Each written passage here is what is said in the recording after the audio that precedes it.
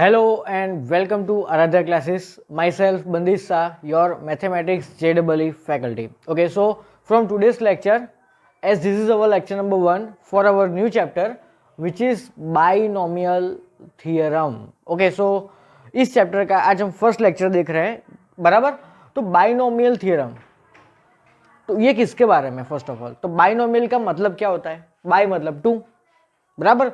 तो जब भी हमको कोई दो टर्म्स गिवन है, फॉर एग्जांपल ए प्लस या तो माइनस बी, पहले देखते हैं प्लस के लिए, बराबर। तो मान लो कि हमारे पास बाई मतलब कि दो टर्म्स है ए और बी, बराबर। और अगर आपको इसके कोई भी पावर का अगर आपको एक्सपांशन पूछा है, क्या एक्सपांशन पूछा है, तो क्या आप कैसे उसका एक्सपांशन कर सकते हो? चलो मैं आपको पूछता हूँ कि ए प्लस बी का होल स्क्वायर, उसकी फॉर्मूला क्या है? तो you can directly answer A square plus 2ab plus B square. Okay, चलो अब मैं आपको एक दूसरा क्वेश्चन पूछता हूँ, A plus B whole cube की फॉर्मूला क्या है? तो आप फटाक से आंसर दोगे कि A cube plus 3a square B plus 3ab square plus B cube, this is the formula, बराबर। लेकिन अब मैं आपको 4 पावर पूछूं या 5 पावर पूछूं या 11 पावर पूछूं या 27 पावर पूछूं तो क्या? तो उसको भी आपको एक्सपांड करते अब 11 स्टैंडर्ड में आना चाहिए। तो उसका ही ये एक थ्योरम है, बराबर। ए प्लस बी की कोई भी जनरल पावर एन पूछे तो उसका एक्सपेंशन क्या होगा, उसकी फॉर्मूला क्या होगी, वही फॉर्मूला को इन लोगों ने बाइनोमियल थ्योरम नाम दिया है। So this theorem is actually a formula, okay, it is actually a formula to expand any general power, बराबर। और आपको दो टर्म्स ऐसे गिवन होंगे, बराबर।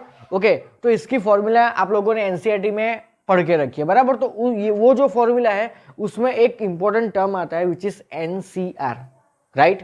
तो सबसे पहले इसकी जो फॉर्मूला है, इसका जो थियरम है, वो देखने से पहले सबसे पहले उसमें जो एक टर्म आता है एनसीआर, उसको थोड़ा डिटेल में पढ़ते हैं। ओके, चलो। तो एनसीआर को दो अलग अलग वेज में हम रिप्रेजेंट कर सकते हैं।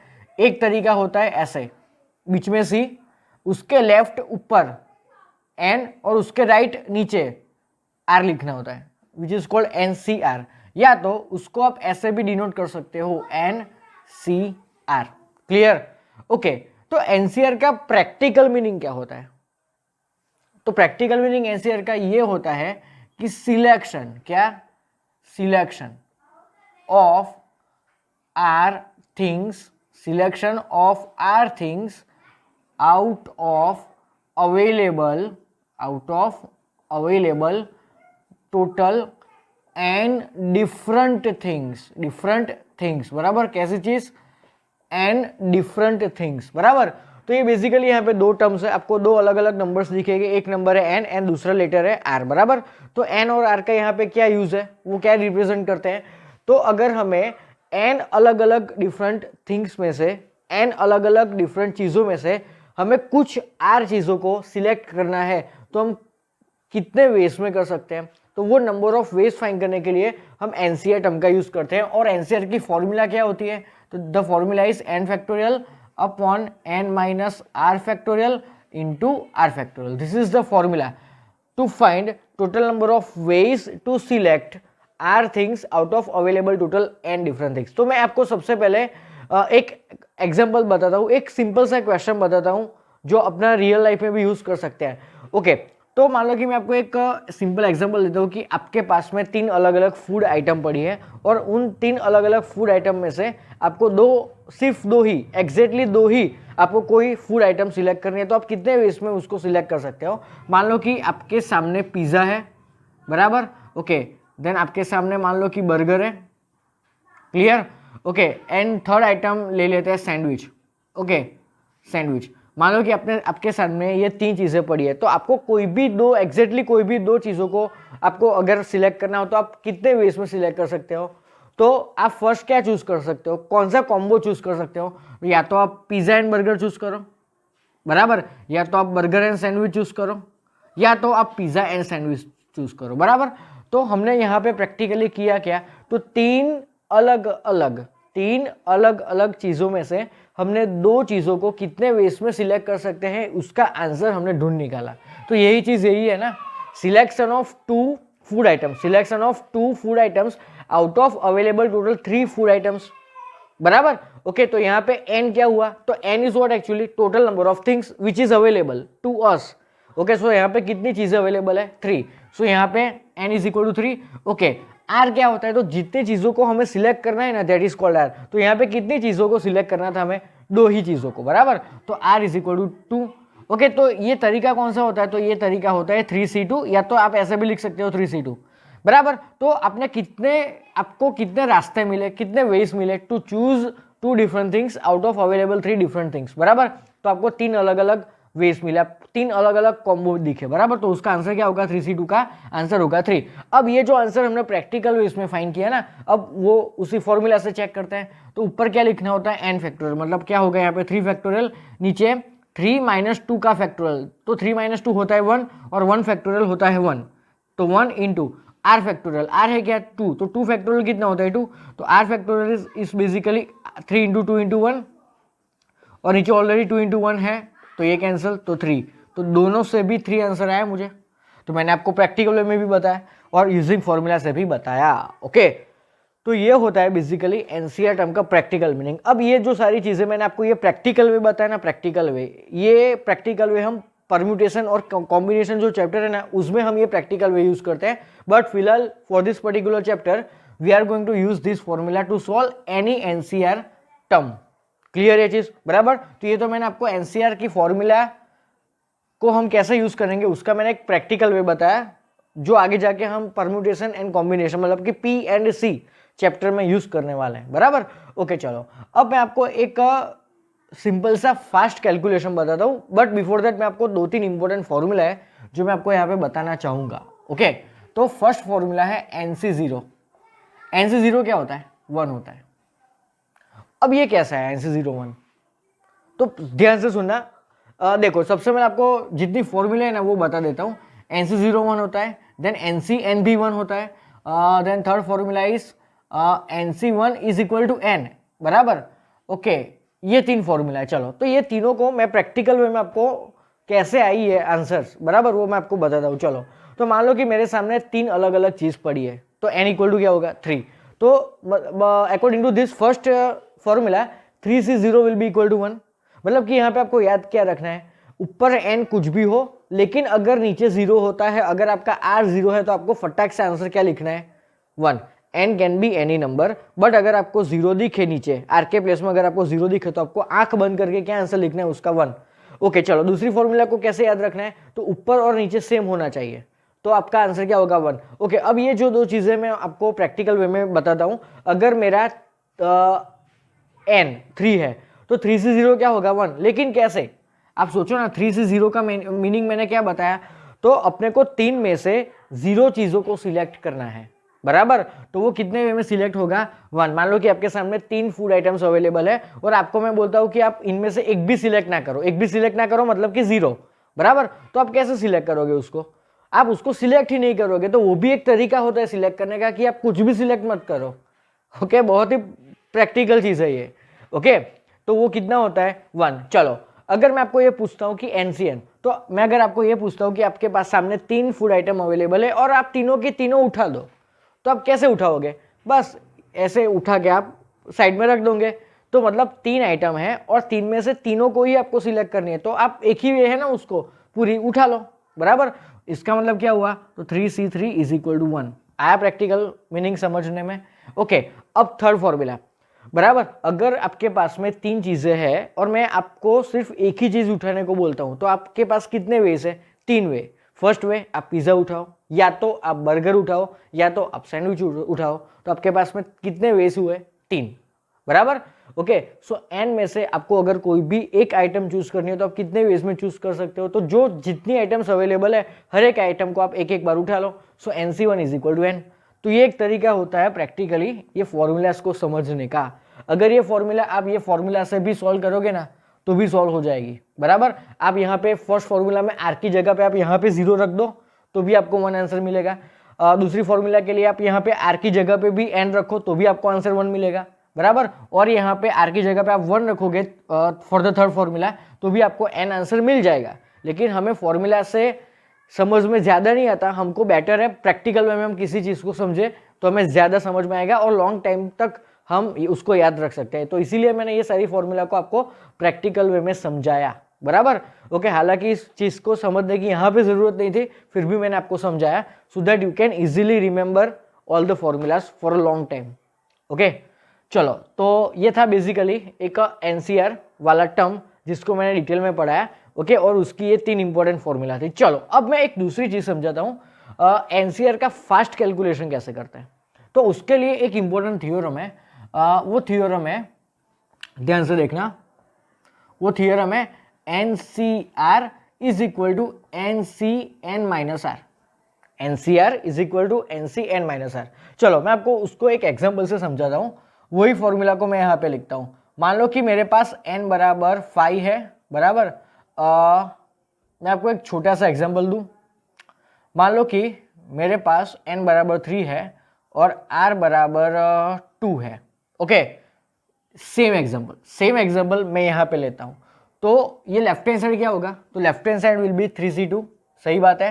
Okay, and right hand side will be, right hand side में क्या होगा, तो जो लेफ्ट हैंड साइड में ऊपर है वही रहता है ना, लेकिन नीचे क्या आएगा, तो इन दोनों का डिफरेंस यहाँ पे आता है। तो according to that formula this is equal to what, this is equal to 3c, इन दोनों का डिफरेंस दैट इज 1। मतलब कि ये क्या कहना चाहते हैं कि 3c2 is equal to 3c1। चलो, अब एक और एग्जाम्पल। मान लो कि आपके सामने n बराबर 7 पड़ा है और आपके सामने r बराबर चलो 4 पड़ा है। तो आप वो फॉर्मूला से इसको समझो, तो एनसीआर है लेफ्ट हैंड साइड में, तो 7c4 होगा। तो 7c4 इज बेसिकली 7c, इन दोनों का डिफरेंस कितना होगा, 3। तो ये भाई आया कैसे, ये फॉर्मूला आया कैसे, तो इसको भी मैं आपको एक मस्त प्रैक्टिकल वे में समझाता हूँ। ये एग्जांपल, मान लो कि आपके सामने सेम 3 फूड आइटम अवेलेबल है और आपको 2 ही सिलेक्ट करनी है, तो आप कितने वेज में सिलेक्ट कर सकते हो, तो 3c2 वेज में, मतलब कि 3 वेज में। ओके, चलो सेकंड चीज, तो प्रैक्टिकली यहाँ पे होता क्या है, अगर आपने ये कॉम्बो चूज किया पी एंड बी वाला, तो आपने रिजेक्ट किसको किया, सैंडविच को। ओके, मान लो कि आपने बी एंड एस को चूज किया, तो आपने रिजेक्ट किसको किया, पी को रिजेक्ट किया। ओके, आपको अगर पी और एस सिलेक्ट कर रहे हैं तो आप रिजेक्ट किसको कर रहे हो, बी को। तो यहाँ पे प्रैक्टिकली हो क्या रहा है यार, आपको किसी 2 को सिलेक्ट करने के लिए तीसरे को क्या करना पड़ रहा है, रिजेक्ट करना पड़ रहा है। तो आपको कोई किस चीज को अगर आपको रिजेक्ट करना है तो आप पहले उसको सिलेक्ट करोगे टू रिजेक्ट इट, सही बात है ना। अगर आपको ये दोनों को चलो, मान लो कि आपके सामने ऐसे मैं खड़ा हूँ और मेरे सामने 3 चीजें पड़ी है, तो मैं सबसे पहले किसी को तो रिजेक्ट करूंगा ना। तो किसी को तो रिजेक्ट करने के लिए क्या मुझे उसको सिलेक्ट भी तो करना पड़ेगा ना। मान लो कि मैंने सैंडविच को सिलेक्ट किया to reject it and I will select this, बराबर। तो मुझे सिलेक्शन कहाँ कहाँ पे करना पड़ता है, तो किसी चीज को रिजेक्ट करने के लिए भी मुझे किसी चीज को सिलेक्ट करनी पड़ती है, बराबर। ओके, मतलब कि अगर मैं ये दोनों को सिलेक्ट करता हूं तो मैंने एक्चुअली इनडायरेक्टली क्या किया, मैंने इसको रिजेक्ट किया। तो इसका मतलब क्या हुआ, तो 3 में से ये दोनों चीजों को मैंने सिलेक्ट किया, तो इट इज कॉल्ड 3c2। और मैंने इसको रिजेक्ट किया, इसको रिजेक्ट करने से पहले मैंने इसको सिलेक्ट भी किया, मतलब 3 में से मैंने कितनी चीजों को सिलेक्ट की, एक, मतलब कि 3c2 is equal to 3c1, 3c2 is equal to 3c1, बराबर। मान लो कि मेरे साथ में मेरे सामने 7 अलग अलग चीजें पड़ी है और उसमें से अगर मुझे 4 को सिलेक्ट करना है तो मैं बाकी 3 को क्या करूंगा, रिजेक्ट। और कोई भी 3 को रिजेक्ट करने के लिए मुझे कोई भी 3 चीजें सिलेक्ट तो करनी पड़ेगी ना, मतलब कि 7 में से 4 चीजों को सिलेक्ट करने को क्या बोलते हैं, 7c4। लेकिन वो 4 सिलेक्ट करने के लिए बाकी 3 को रिजेक्ट करने के लिए भी मुझे उसको सिलेक्ट करना पड़ेगा, तो that is equal to 7c3।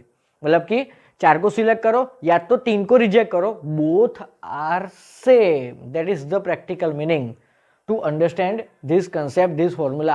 समझ में आया। 3 में से कोई भी 2 चीज को सिलेक्ट करो, उसका मीनिंग क्या होता है कि 3 में से कोई एक को, बराबर। 3 में से कोई पर्टिकुलर 2 को सिलेक्ट करने का मीनिंग क्या होता है, तीसरे को रिजेक्ट करो, मतलब कि बोथ आर सेम। तो क्या होता है, n C r is equal to n C n minus r, this is the main फंडा, बराबर। ओके, चलो, तो आपको इसका फास्ट कैलकुलेशन मुझे सिखाना है ना, बराबर। तो चलो, आपको उसका मैं फास्ट कैलकुलेशन सिखाता हूं। तो एक काम करो, आप बोर्ड पे जितनी चीजें मैंने लिखी है वो आप अपने वे में अच्छे से अपनी नोटबुक में लिख दो, बराबर।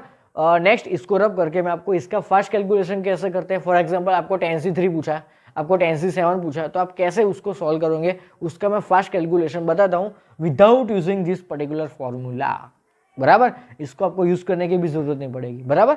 सो वीडियो पॉज करके अच्छे से आप अपनी बुक में ये सारी चीजें नोट कर लो। सो चलो, फास्ट कैलकुलेशन कैसे करते हैं किसी भी एनसीआर वाले टर्म का वो देखते हैं। So make a title fast calculations. Okay, चलो तो सबसे पहले मैं आपको एक क्वेश्चन देता हूँ, बराबर। आपको अगर 10C3 सॉल्व करना है तो आप कैसे करोगे? या एक मिनट, यहाँ पे आप एक चीज समझ लेना, throughout the whole chapter मैं एनसीआर वाले टर्म को दो अलग अलग वे में लिख सकता हूँ। फॉर एग्जाम्पल मैं एनसीआर को ऐसे भी लिख सकता हूँ या तो मैं ऐसे भी लिख सकता हूँ, बराबर। ओके, बराबर। तो यहाँ पे मैंने क्या लिखा है, 10C3 ही लिखा है, या तो इसको मैं ऐसे भी लिख सकता था, बराबर। लेकिन अपनी मर्जी ना, अपने को कौन सा सिंबल यूज करना है वो अपनी मर्जी। JEE वाले दोनों सिंबल्स को यूज करते हैं, बराबर। कई बार उन लोगों ने कोई क्वेश्चन में ये सिंबल भी यूज किया है, कई बार उन लोगों ने ये सिंबल भी यूज किया है, बराबर। तो आपकी मर्जी, आपको जो सिंबल यूज करना है, लेकिन आपको पता होना चाहिए कि बोथ रिप्रेजेंट एनसीआर, बराबर। चलो, तो 10C3 सोल्व करने का फास्ट कैलकुलेशन कैसे करते हैं? तो जनरली आपने कैसे सीखा है, तो n factorial upon n minus r factorial into r factorial, ऐसे आपने सीखा है, बराबर। ओके, लेकिन उसको फास्ट कैलकुलेशन कैसे करते हो तो आप ध्यान से देखो, नीचे कौन सा नंबर है, 3। नीचे कौन सा नंबर है, 3। तो आपको न्यूमरेटर में 3 नंबर्स का कैलकुलेशन करना है। क्या आपको न्यूमरेटर में 3 नंबर्स का कैलकुलेशन करना है? चलो, मैं आपको एक दूसरा नंबर लेता हूं। मान लो कि मैंने 9C2 लिखा है, तो नीचे कौन सा नंबर लिखा है, 2। तो आपको न्यूमरेटर में कितने नंबर्स का मल्टीप्लिकेशन करना है, 2 नंबर्स का। वो नंबर्स कौन से हो गए? ऊपर यहाँ पे मुझे कितने नंबर्स का मल्टीप्लिकेशन करना था, जो नीचे लिखा है उतने नंबर्स ऊपर होने चाहिए, 3 नंबर्स का। वो 3 नंबर्स कौन से होंगे? तो ऊपर क्या है, 10। तो 10 से स्टार्ट करो, एक एक घटाते जाओ, तो 3 नंबर हो गए बस। और नीचे क्या आता है, तो नीचे 3 का फैक्टोरियल आता है। नीचे जो नंबर है ना, उसका फैक्टोरियल नीचे ही आता है, तो 3 फैक्टोरियल होता है, बराबर। लेकिन 3 फैक्टोरियल क्या होता है, 6 होता है। तो 10 into 9 into 8 divide by 3 factorial is actually 3 into 2 into 1, लेकिन इंटू 1 लिखने की जरूरत नहीं है, बराबर। तो ये क्या हो गया, 2 4 सा, ये हो गया 3 3 सा, तो ये हो गया 120। डन ये चीज। चलो 9C2, तो 9C2 को कैसे सॉल्व करते हैं? तो नीचे 2 है, तो ऊपर कितने नंबर्स का मल्टीप्लिकेशन करना होगा, 2 नंबर्स का। तो वो नंबर्स कौन से हो गए? तो यहाँ पे अपने को 9 गिवन है, एक घटाते जाओ, तो 2 नंबर हो गए। और नीचे क्या आएगा, तो नीचे जो नंबर है उसका factorial, but basically 2 factorial is what, 2। तो 2 4 सा 8, तो 9 4 सा 36। क्लियर, ये क्वेश्चन सॉल्व, डन। चलो एक और देखते हैं।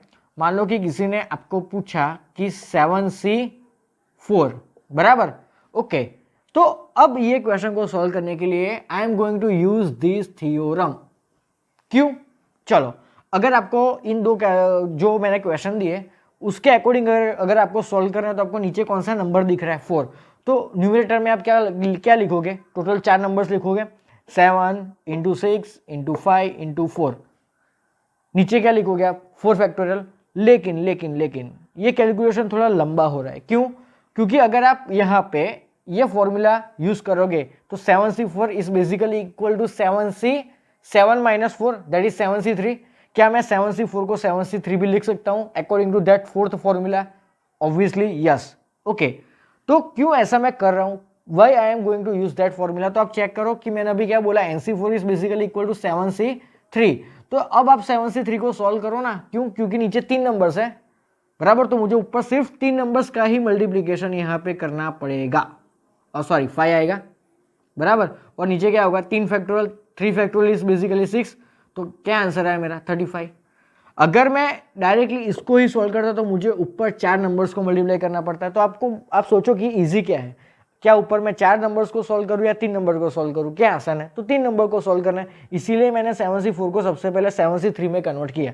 ओके, चलो मैं आपको एक मस्त दूसरा एग्जाम्पल देता हूँ। आपको किसी ने पूछा कि 10C7, चलो आपको किसी ने पूछा कि 10C7, तो क्या आप ऊपर 7 नंबर्स को मल्टीप्लाई करेंगे, कितना लंबा होगा? तो उसकी जगह पे आप क्या करो, आप ये वाला फॉर्मूला यूज करो, फोर्थ। तो 10C7 is equal to what, basically 10C3, और 10C3 तो हमने ऊपर ऑलरेडी सॉल्व किया है, 120 आ गया आंसर। ओके, तो आपको यहाँ पे दिमाग लगाना है। क्लियर? चलो एक लास्ट एग्जाम्पल देख लेते हैं।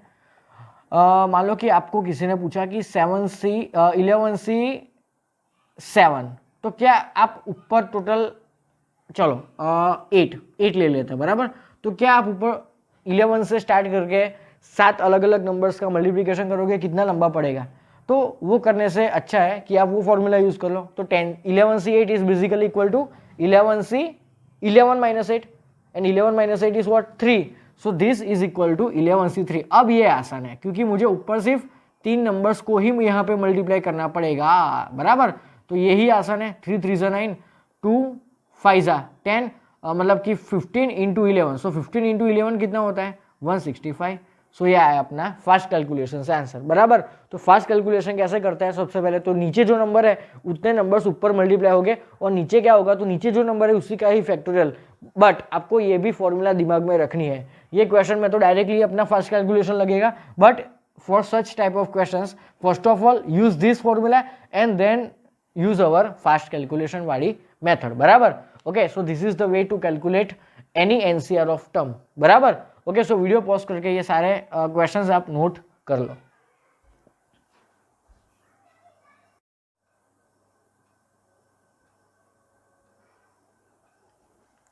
ओके स्टूडेंट्स, तो बात हमारी स्टार्ट कहाँ से हुई थी, तो a प्लस बी की कोई भी जनरल पावर n का एक्सपेंशन क्या होता है। तो मैंने बताया था कि उसकी जो फॉर्मूला है उसमें एक इंपॉर्टेंट टर्म आता है एनसीआर। तो मैंने आपको अभी तक एनसीआर के बारे में डिटेल में आपको पढ़ाया है, लेकिन एक और बात भी मुझे आपको पढ़ानी है कि ये जो एनसीआर वाला टर्म है ना, एनसीआर वाला टर्म, बराबर, उसमें एन एंड आर वो होते क्या है।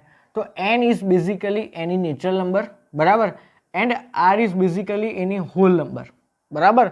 ओके, मैं क्या आपको ऐसा बोल सकता हूँ कि आप 3.5 अलग अलग चीज़ों में से 2.9 अलग अलग चीज़ों को सिलेक्ट करो, बराबर, ऐसा मैं थोड़ी बोल सकता हूँ, नहीं।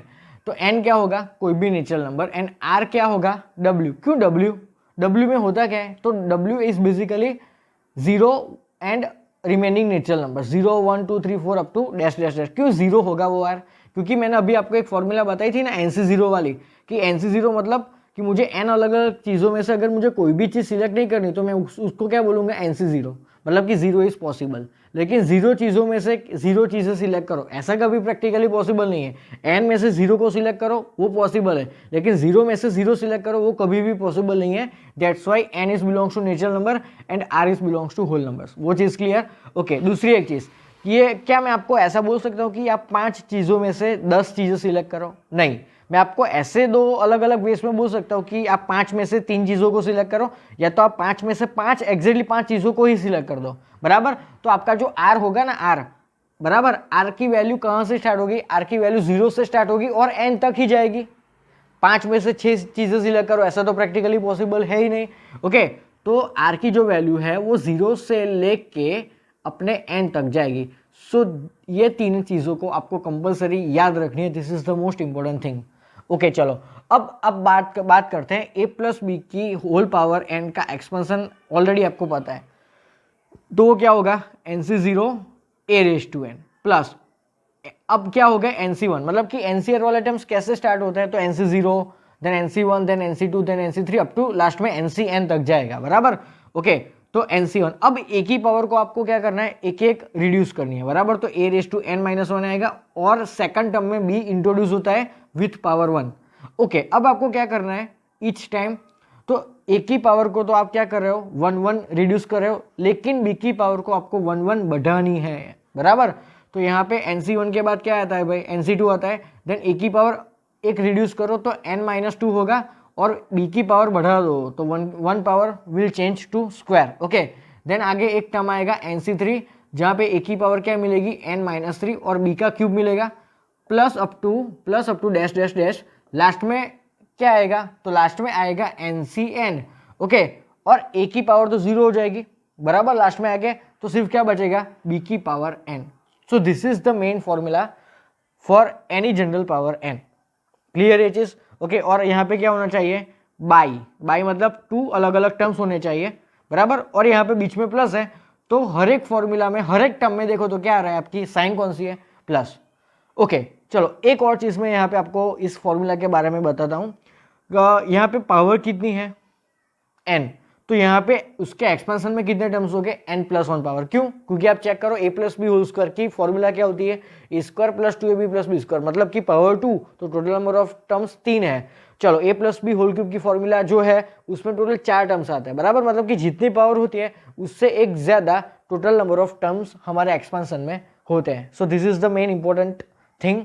ओके, दूसरी चीज़ क्या है, तो दूसरी चीज़ आप हर एक टर्म में चेक कर सकते हो कि r की जो वैल्यू है ना 1, r की जो वैल्यू है वो बी की पावर में जाती है। आर की जो वैल्यू है वो कहाँ पे जाती है, बी की पावर में जाती है। और इन दोनों का डिफरेंस कहाँ पे जाता है, ए की पावर में जाता है। चेक करो इन दोनों का डिफरेंस क्या होगा, n-2, दैट इज बेसिकली ए की पावर। और जो आर की वैल्यू होती है ना वो कंपलसरी कहाँ पे जाती है, बी की पावर में जाती है। तो ये एक इंपॉर्टेंट चीज आपको मार्क करनी है यहाँ पे।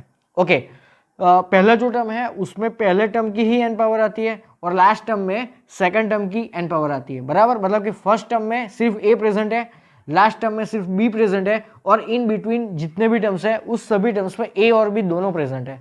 ये भी एक इंपॉर्टेंट चीज जो आपको कंपलसरी मार्क करनी होगी। क्लियर? ओके, चलो मैं अब आपको इसका जनरल टर्म लिखाना सीखता हूं कि जनरल टर्म कैसे लिखते हैं, बराबर। ओके, किसी भी एक्सपेंशन का जनरल टर्म कैसे लिखते हैं। जनरल टर्म क्या होता है एक्चुअली, तो मैं आपको 10th स्टैंडर्ड में as well as 11th standard में एक चैप्टर आता है सीक्वेंस एंड सीरीज, राइट। उसमें आपने दो अलग अलग टाइप्स की सीक्वेंस पढ़ी है, first is AP and second is GP. तो आप एपी और जीपी दोनों की एक्सपेंशन में आप क्या लिखते हो, एक जनरल टर्म लिखते हो। आप याद करो एपी के लिए उसका nth टर्म क्या होता है, तो an is equal to a plus n minus one into d, बराबर। ओके, अगर आप यहाँ पे n की जगह पे 2 रखते हो तो जो पूरी एपी वाली सीरीज होगी ना उसका आपको सेकंड टर्म मिलेगा। अगर पूरी सीरीज का आपको फोर्थ टर्म चाहिए तो आप n की जगह पे क्या रखोगे, फोर्थ टर्म रखोगे। तो सेम वे जीपी में क्या होता है, तो जीपी का जनरल टर्म क्या होता है, a into r raise to n minus one. तो आपको उस सीरीज की जो भी कोई नंबर का टर्म आपको चाहिए वो n के प्लेस में रख दो। तो अगर सेम चीज मुझे अगर बायनोमियल थ्योरम में चाहिए तो उसका भी मुझे ऐसा जनरल टर्म एक फाइंड करना पड़ेगा जैसा यहाँ पे एपी और जीपी में है, बराबर। ओके, तो आपको मैंने जो अभी पैटर्न सिखाई ना कि आपको हर एक टर्म में किस तरह का आपको पैटर्न दिख रहा है, बराबर, उस पैटर्न के हिसाब से ही आपको इसकी फॉर्मूला रखनी है। तो आप ध्यान से चेक करो, ये सेकंड नंबर का टर्म है ना तो उसमें आर की वैल्यू है 1, ये थर्ड नंबर का टर्म है ना तो उसमें आर की वैल्यू है 2। क्लियर ये चीज? ओके, तो आप एक चीज सोचो, अगर मुझे सेकंड नंबर का टर्म लिखना है तो उसमें आर की वैल्यू 1 है, थर्ड नंबर का टर्म लिखना है तो उसमें आर की वैल्यू उससे एक कम है, बराबर। ओके, तो अगर मुझे ये जो n है उसको एज इट इज रखना है, लेकिन नीचे ये जो नंबर है ना उसको मैं जनरल वे में r लिखता हूं, तो मुझे कौन सा टर्म मिलेगा, उससे एक ज्यादा टर्म मिलेगा ना। मैंने उल्टा बोला ना, अभी मैंने आपको सिखाया क्या कि जिस नंबर का टर्म है उससे एक कम r है आपका, तो मैं उल्टा भी बोल सकता हूं ना, जो r है उससे एक ज्यादा नंबर का टर्म आपको मिलेगा। ये r क्या है 1, तो आपको कौन सा टर्म दिख रहा है, ये सेकंड टर्म। r क्या है आपका सेकंड, r आपका क्या है यहाँ पे 2, तो आपको थर्ड नंबर का टर्म दिख रहा है, बराबर। तो अगर मैं r लेता हूं तो आपको कौन सा टर्म मिलेगा, यहाँ पे r+1 टर्म मिलेगा, बराबर। तो tr+1 इज बेसिकली व्हाट, तो NCR। लेकिन अब मैंने आपको a और b की पावर में क्या है क्या सिखाया, तो a की पावर में इन दोनों का डिफरेंस जाता है, बराबर, और b में क्या जाता है, तो ये जो r है वही b की पावर में जाता है। So this is the general term. अब आपको जिसका जो भी टर्म चाहिए, मान लो कि आपको उसका फिफ्थ टर्म चाहिए, तो आप यहाँ पे r की जगह पे क्या रखोगे, r की जगह पे आप क्या रखोगे, सोचो। ये तो tr+1 है ना, तो आप r+1 की जगह पे 5 रखोगे तो ही आपको ये फिफ्थ टर्म मिलेगा ना। Fifth term is basically denoted by t5। तो 5 किसकी जगह ले रहा है, r+1 की, it means r+1 is equal to 5। तो r क्या होगा यहाँ पे, तो 5 - 1 दैट इज 4। तो अगर आपको यहाँ पे फिफ्थ टर्म चाहिए तो आप यहाँ पे 5 रखो और r की जगह पे रखो 4, तो ही आपको आपका आंसर मिलेगा। समझ में आया, क्लियर बात? सो this is the formula, this is the theorem. कौन सा थ्योरम, बाइनोमियल थ्योरम, बराबर। और ये क्या है, तो बाइनोमियल थ्योरम के एक्सपेंशन का एक जनरल टर्म है, मतलब आप इस फॉर्मूला को यूज करके आप अपने एक्सपेंशन का कोई भी टर्म फाइंड कर सकते हो, बराबर। तो यहाँ पे एक ही पावर में इन दोनों का डिफरेंस जाता है, और जो नीचे का टर्म है, नीचे का नंबर है r है, वो b की पावर में ऑलवेज जाता है। क्लियर ये चीज अच्छे से, बराबर। ओके, तो ये एक इंपॉर्टेंट चीज है, वो भी नोट कर लो, ये फॉर्मूला नोट कर लो, एज वेल एज ये जनरल टर्म की फॉर्मूला यूज कर दो, बराबर। ओके, अब ये फॉर्मूला आई कहाँ से, तो वो आपने एनसीईआरटी में पढ़ा है, यूजिंग पास्कल्स ट्रायंगल। तो पास्कल नाम का एक मैथमेटिशियन था, उसने ये फॉर्मूला फाइंड किया, जो आपने एनसीईआरटी में अच्छे से पढ़ी है, बराबर। इसीलिए मैंने आपको यहाँ डायरेक्टली फॉर्मूला बता दी। ओके, सो अब हम नेक्स्ट डायरेक्टली क्वेश्चंस सॉल्व करने वाले हैं based on this two formula. Okay, so video pause करके ये सारी चीजें अच्छे से नोट कर लो।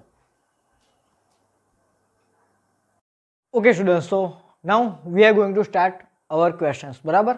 तो फर्स्ट क्वेश्चन में आपको क्या बोला है, तो √2 + 1 की 6 पावर प्लस √2 - 1 की 6 पावर का आंसर क्या है, that you have to find. बराबर, तो सबसे पहले ये फर्स्ट टर्म उठाओ जिसमें गिवन है √2 + 1 की 6 पावर, तो आप बायनोमियल थ्योरम से इसको सॉल्व करो। बराबर, okay, then separately find this thing, और इन दोनों का क्या करना है, आपको सम करना है। तो चलो सबसे पहले हम उठाते हैं फर्स्ट क्वेश्चन को, विच इज √2 + 1 की 6 पावर। तो मैंने आपको स्टार्टिंग में क्या बताया था, तो आपकी जितनी भी पावर होती है ना, उससे एक ज्यादा आपको टोटल नंबर ऑफ टर्म्स मिलते हैं। यहाँ पे आपकी पावर कौन सी है, 6। बराबर, तो आपको क्या मिलेगा, यहाँ पे टोटल 7 टर्म्स मिलेंगे। चलो, तो आपका एनसीआर वाला टर्म स्टार्ट कहाँ से होता है, तो एनसी 0 से, मतलब कि 6C 0 से स्टार्ट होगा, और एंड कहाँ तक होता है, एंड होता है एनसीएन, मतलब कि 6C 6 पे होता है। तो फटाफट हम क्या लिखेंगे, एनसी 0, फर्स्ट टर्म में सिर्फ ए प्रेजेंट होता है, लास्ट टर्म में सिर्फ बी प्रेजेंट होता है, एंड इन बिटवीन जितने भी टर्म्स होंगे उसमें ए और बी दोनों प्रेजेंट होता है। और कैसे प्रेजेंट होता है, कौन सी पावर के साथ में प्रेजेंट होता है, वो भी मैंने आपको अच्छे से पढ़ा है कि ए की पावर, स्मॉल ए की पावर जो है वो कंपलसरी डिक्रीज होती है, एंड बी की पावर 1/1 इंक्रीज होती है। बराबर, तो यहाँ पे अपना ए क्या है, सो ए इज √2 एंड बी इज 1। बराबर, तो यहाँ पे क्या आएगा, ए की कौन सी पावर, तो ए की एन पावर, मतलब √2 की पावर होगी 6 प्लस, अब यहाँ पे होगा NC1। अब √2 की पावर एक एक डिक्रीज करो और b की पावर एक एक बढ़ाओ, लेकिन यहाँ पे b है ही नहीं, तो सिर्फ b की कौन सी पावर होगी, 1। बराबर, लेकिन आप सोचो, अब हर एक टर्म में आप b लिखने जाओगे, लेकिन b क्या है, 1 की कोई भी पावर करो 1, मतलब कि no need to consider b। यहाँ पे इस क्वेश्चन में b को कंसीडर करने की कोई जरूरत है नहीं, सिर्फ a को ही उठाओ। बराबर, तो n क्या था यहाँ पे 6। ओके, चलो अब आएगा 6C2 और √2 की एक पावर घटा दो 4 प्लस, अब आएगा 6C3 और √2 की पावर अभी एक घटाओ 3। चलो देन 6C4 और √2 की एक पावर अब घटाओ 2, 6C5, अब होगा √2 की पावर 1, और लास्ट में क्या होगा 6C6। अब ए तो आएगा नहीं और बी की n पावर होती है, बट 1 की 6 पावर इज बेसिकली 1, सो 66 तक हमें जाना है। बराबर, ओके, अब ये जो एनसीआर वाले जितने भी टर्म्स है ना, यहाँ पे उसको कैलकुलेट करो। तो यहाँ पे क्या है, n की जगह पे 6, और चलो मैंने आपको ये 3 फॉर्मूला बताई थी कि NC0 होता है 1, बराबर, देन NCNB होता है 1 एंड NC1 होता है n। बराबर, तो ये इन तीनों फॉर्मूलाज का हम यहाँ पे भरपूर यूज करने वाले हैं। बराबर, तो 6C0 कितना होगा, 1 इंटू √2 की 6 पावर। अब √2 की 6 पावर इज बेसिकली 2 क्यूब, सही बात है ना, √2 की 6 पावर क्या होगा, 2 क्यूब होगा, and 2 cube is what 8 plus 6C1 कितना होता है 6 यूजिंग दिस फॉर्मूला। बराबर, और √2 की 5 पावर, तो √2 की 5 पावर क्या होगी, सोचो ना, √2 इंटू √2 इंटू √2 इंटू √2 इंटू √2, तो बेसिकली दैट इज 4 इंटू √2। बराबर, वो क्या होगा 4 इंटू √2। ओके, सो 4 into √2 plus 6C2 fast calculation से सॉल्व करो तो आपको ऊपर दो नंबर्स को मल्टीप्लाई करने पड़ेंगे। So basically it is 6 into 5 upon 2 into 1, सो 2 3 जा 6 एंड 5 3 जा 15। सो ये क्या आया 15 इंटू, अब √2 की 4 पावर कितनी होगी भाई, √2 की 4 पावर करो तो वो होगा 4। बराबर, सॉरी, हाँ 4 होगा। ओके, चलो अब ये क्या होगा, चलो 6C3, तो 6C3 को फास्ट कैसे सॉल्व करते हैं, तो 6 इंटू 5 इंटू 4, और नीचे क्या आएगा 3 इंटू 2। बराबर, तो ये 3 2 6 देन 5 4 20, सो ये बेसिकली 20 है, और √2 की 3 power that is √2 into √2 into √2, तो बेसिकली वो क्या होगा 2 √2 होगा, तो यहाँ पे हो जाएगा 2 √2। बराबर, प्लस ये 64 इज बेसिकली 62, कौन सी फॉर्मूला से, तो NCR is equal to NC n minus r, ये वाली फॉर्मूला से हम क्या बोल सकते हैं कि 64 इज बेसिकली 62, लेकिन 62 हमने जस्ट अभी सॉल्व किया, 62 इज एक्चुअली व्हाट, तो 62 इज बेसिकली इक्वल टू 15, तो 15 इंटू √2 का square that is 2, so 15 into 2 is what 30 plus 65 is actually 61 again using this formula and 61 is what 6, so 6 into √2 आएगा यहाँ पे। ओके, और लास्ट में 66 क्या होता है 1, तो this is the expansion of √2 + 1 की 6 पावर। ओके, अब मुझे सेकंड क्या चाहिए, ध्यान से देखो, तो √2 - 1 की 6 पावर का एक्सपेंशन चाहिए। तो अभी तक यहाँ पे मैंने आपको ये नहीं सिखाया कि a माइनस बी की n पावर को कैसे एक्सपेंड करें, तो बेसिकली a प्लस बी की n पावर का जो एक्सपेंशन है वो ही इसमें आंसर में आता है, लेकिन आपको हर एक टर्म में उसमें प्लस था ना, प्लस वाले एक्सपेंशन में सब प्लस थे, तो आपको इसमें माइनस के लिए क्या करना होगा, तो ऑल्टरनेट प्लस माइनस साइन आपको लगानी होगी। बराबर, तो पहला टर्म ऑलरेडी प्लस, तो दूसरा minus, then plus, then minus, then plus, then minus, ये चीज आपको माइनस के एक्सपेंशन में लगानी होगी, बराबर। तो ये बेसिकली 8 है।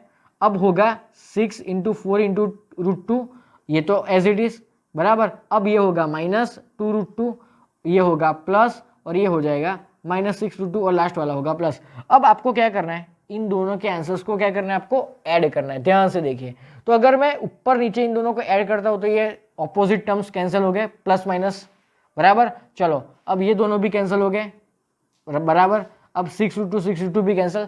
तो अब जितने बचे ना वो 2 टाइम्स है, देखो 8 + 8, 15 इंटू 4 प्लस 15 इंटू 4, तो सारे टर्म्स कैसे होंगे, 2 टाइम्स। लेकिन मैं उन सारे टर्म्स में से 2 कॉमन निकालता हूँ, तो क्या बचेगा, यहाँ पे 8 बचा, प्लस 15 इंटू 4 60, बराबर, प्लस 30 प्लस 1 ये बचा।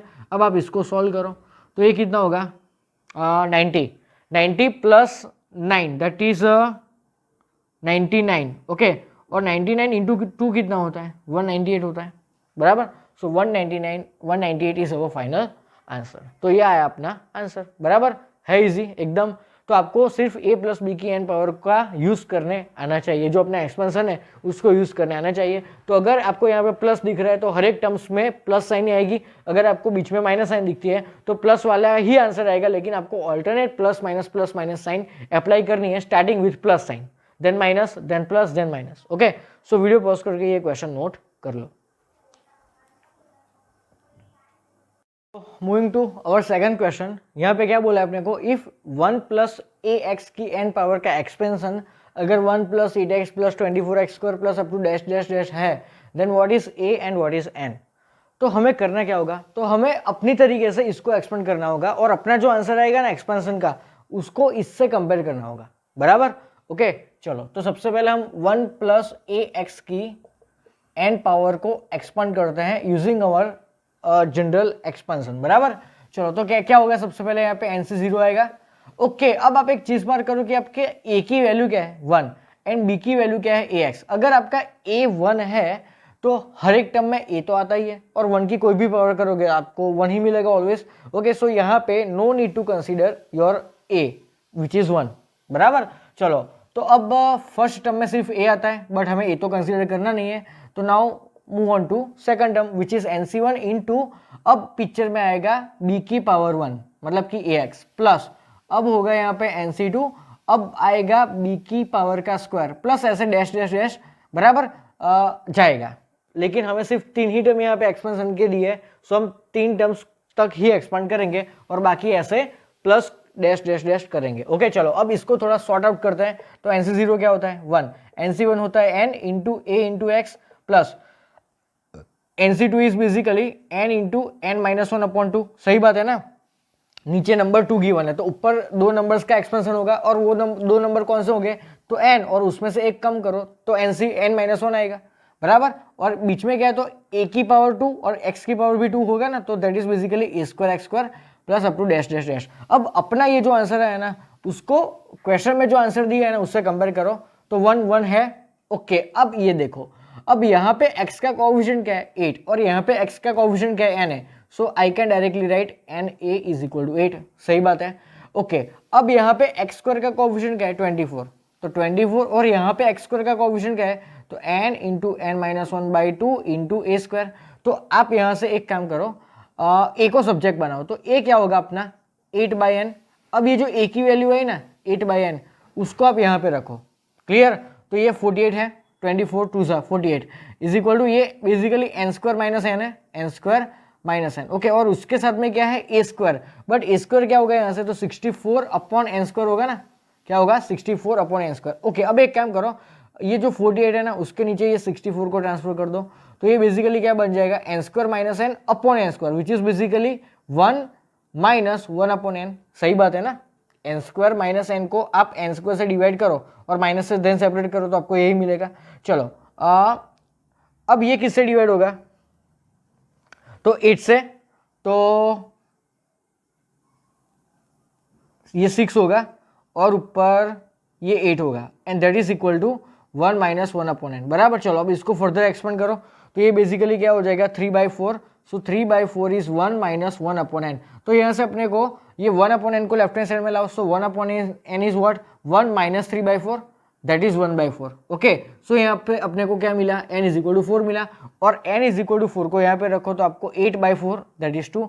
सो a की वैल्यू आई यहाँ पे 2 और n की वैल्यू आई 4 है। एकदम मस्त सिंपल सा क्वेश्चन, बराबर।